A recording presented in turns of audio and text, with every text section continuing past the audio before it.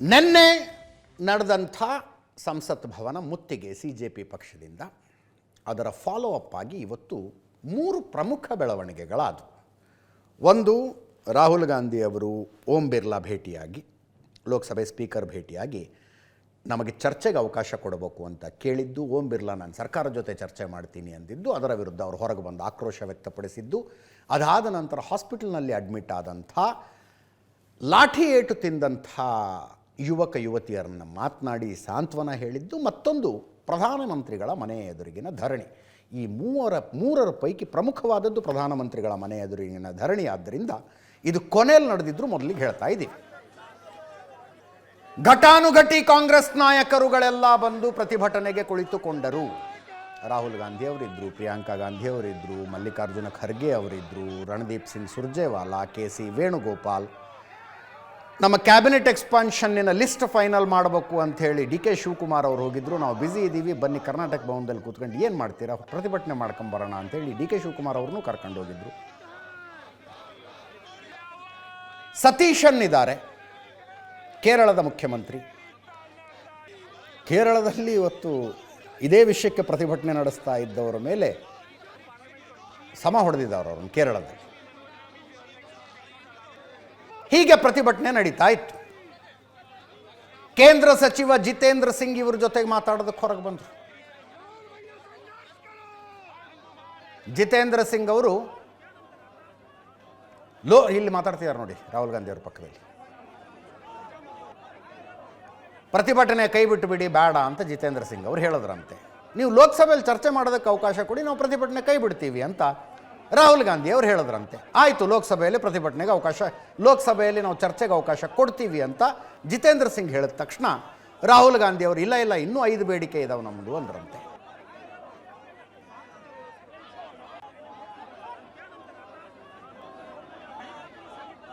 ಆ 5 ಬೇಡಿಕೆಗಳಿಗೆ ಭರವಸೆ ಬೇಕು ಅಂತ ಹೇಳಿದ ಮೇಲೆ ಕೇಳಿಸ್ಕೊಂಡು ಜಿತೇಂದ್ರ ಸಿಂಗ್ ಅವರು ಹೋದರು.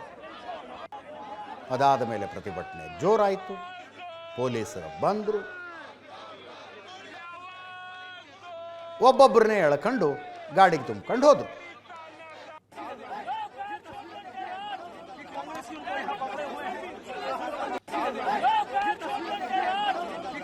ಆರು ಬೇಡಿಕೆಗಳು ಒಟ್ಟು.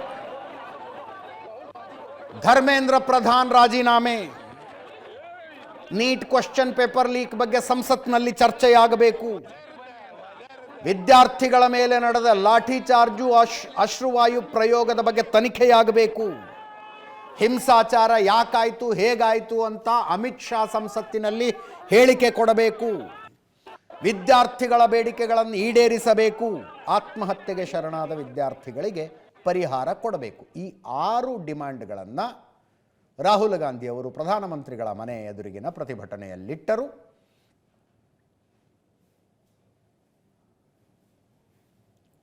ಪೊಲೀಸರು ಬಂದು ಒಬ್ಬೊಬ್ಬರನ್ನೇ ಬಸ್ಸಿಗೆ ತುಂಬಿಕೊಂಡು ಹೋದರು.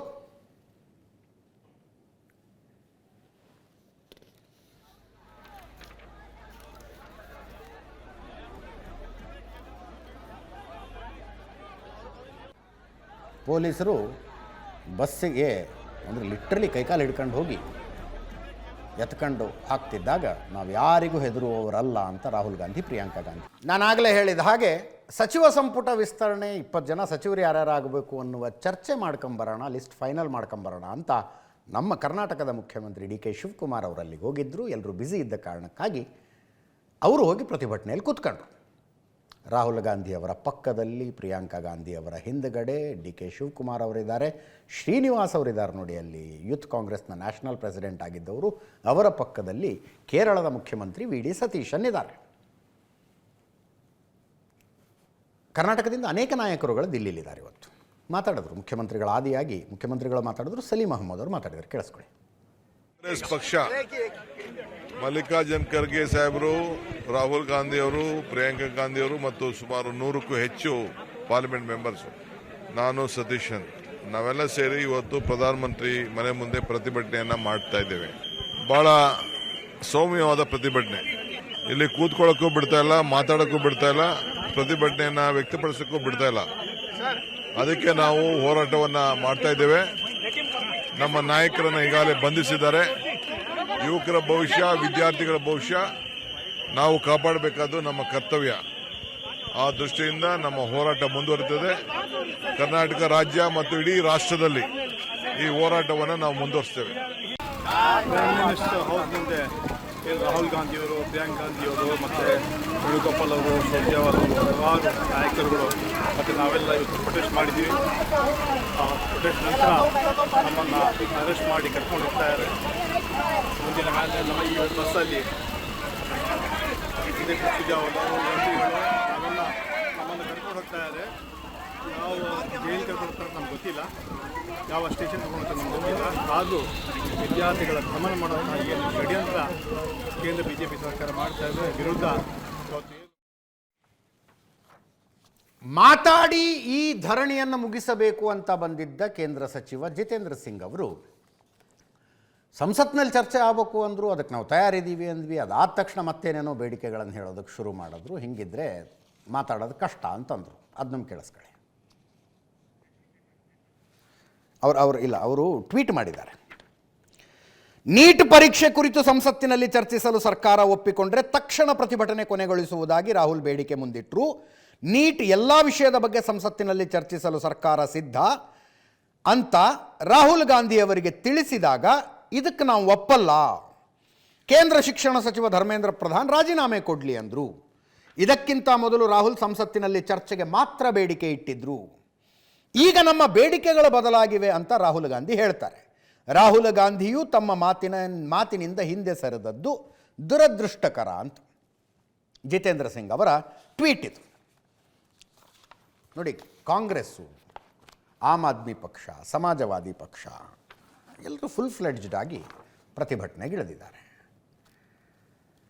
ರಾಹುಲ್ ಗಾಂಧಿ ಅವರು ನಡೆಸ್ತಾ ಇದ್ದ ಪ್ರತಿಭಟನೆಗೆ ಅಖಿಲೇಶ್ ಯಾದವ್ ಬಂದು ಕೂತ್ಕೊಂಡ್ರು. ಆಮ್ ಆದ್ಮಿ ಪಾರ್ಟಿ ಮತ್ತು ಕಾಂಗ್ರೆಸ್ ಒಟ್ಟೊಟ್ಟಿಗೆ ಇಲ್ಲ ಇದರಲ್ಲಿ. ಆಮ್ ಆದ್ಮಿ ಪಕ್ಷದ ಸಂಶಯ ಏನಂದರೆ, ಮೋದಿ ಬೇಕು ಅಂತಾನೆ ರಾಹುಲ್ ಗಾಂಧಿಗೆ ಹೇಳಿ ತಮ್ಮ ಮನೆ ಮುಂದೆ ತಾವೇ ಪ್ರತಿಭಟನೆ ಮಾಡಿಸಿಕೊಳ್ತಾ ಇದ್ದಾರೆ ಅಂತ ಸಂಜಯ್ ಸಿಂಗ್ ಟ್ವೀಟ್ ಮಾಡಿದ್ದಾರೆ. ಇದು ಮಜಾ ಇದೆ ರೀ. ಹೆಂಗೆ ರಾಜಕಾರಣ ಅಂದರೆ ಸುಮ್ಮನೆ ನೋಡ್ತಾ ಹೋಗ್ಬೇಕಷ್ಟೇ ನಾವು.